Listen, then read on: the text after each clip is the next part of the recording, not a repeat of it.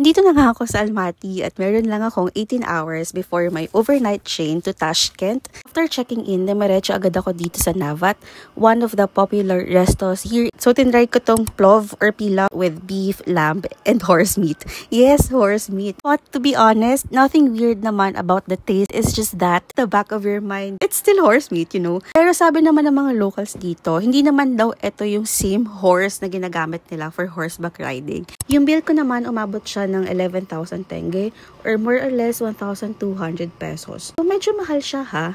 And the next day, I visited Ascension Cathedral na. And remember to bring a scarf with you kasi dapat covered ang head when you go inside. Don't be surprised if walang seats inside since Orthodox Church practice standing worship. After nun, tumambay lang ako for a while dito sa Panfilov Park. Sobrang bango talaga dito. Pine-scented siya everywhere. Like fresh, woody, and crisp. Then tumawid na ako dito sa Green Bazaar and sobrang nag-enjoy ako dito sa mga pa-free taste ng fruits and nuts. Super sarap nitong halva. It's a confectionery made from, I think, sesame seed paste and mixed nuts. Dito naman sa fruit section, sobrang na-overwhelmed ako sa dami ng choices.